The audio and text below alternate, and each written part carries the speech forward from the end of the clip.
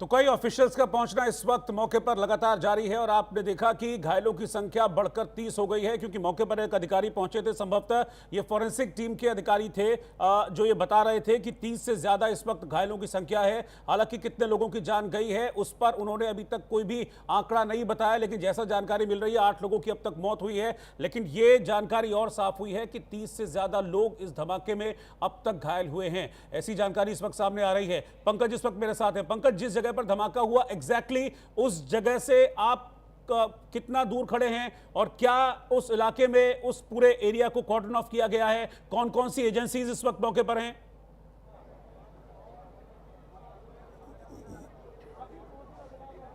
बिल्कुल, बेशक एनआईए पहुंच चुकी है, क्राइम ब्रांच ऑलरेडी पहुंची है, पहले से दिल्ली पुलिस यहाँ मौजूद है और एनएसजी भी कुछ ही देर में यहाँ पहुंच जाएगी। तस्वीरों में आपको दिखाऊं मैं कितनी दूरी पर खड़ा हूं। अगर आप देखेंगे तस्वीरों में आपको तो सामने का जो एरिया है यहाँ पे, मैं कैमरामैन वीरेंद्र को की तस्वीरें दिखाए वो कि ये सामने का जो लाल किले के अंदर का सामने का एरिया है, ये वहीं पे धमाका हुआ और वहां से महज अगर मैं बात करूं 50 से 60 मीटर जो है वहां पे दिल्ली पुलिस ने पूरे एरिया को कॉर्डन ऑफ कर दिया है।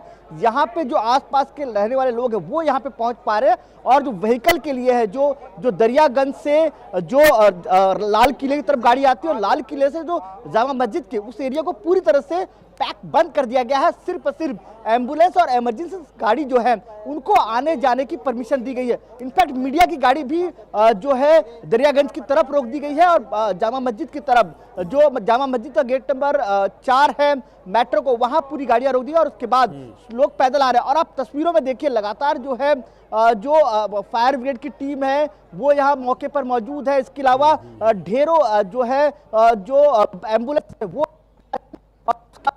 बताया जा रहा है कि यहाँ पे कोई भव्य कार्यक्रम होना था, उसकी तैयारी चल रही थी। वीरेंद्र एक बार तस्वीरें दिखाई यहाँ पे कि कोई भव्य कार्यक्रम होना था, उसकी तैयारी चल रही थी पूरी यहाँ पे और वहाँ पे बताया जा रहा है कुछ वर्कर्स भी वहाँ मौजूद थे जब धमाका हुआ है।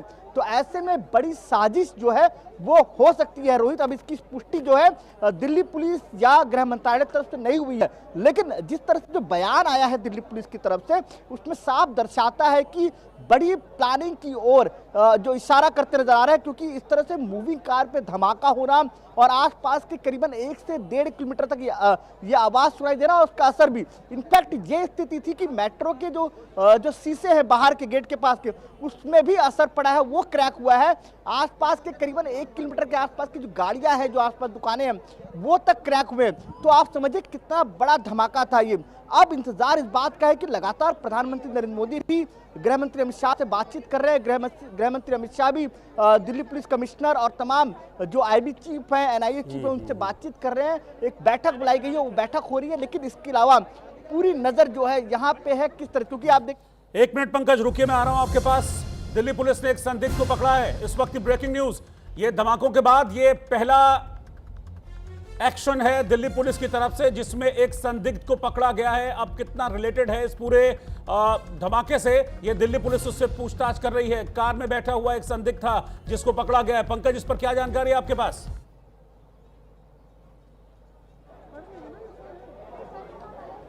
बिल्कुल, देखिए लगातार अभी एनएसजी टीम अभी पहुंची है। ये खबर निकल कर आई है अभी कि एनएसजी की टीम पहुंची है, लेकिन अभी स्पष्ट नहीं हो पाया है कि जिस आदमी को गिरफ्तार किया, जिस शख्स को गिरफ्तार किया गया वो शख्स कौन है। क्योंकि लगातार यहाँ पे देखिए एक और खबर निकल कर आ रही है कि देखिए लगातार जिस तरह से जो खबरें हैं वो इसी तरह खबरें हैं कि अब कोई साजिश तो नहीं है, क्योंकि लगातार लाल किला को फोकस करना और गाड़ी मूव करते हुए, बार बार ये बात कह रहा हूं क्योंकि दिल्ली पुलिस की तरफ से ऑफिशियली ये बयान आया है।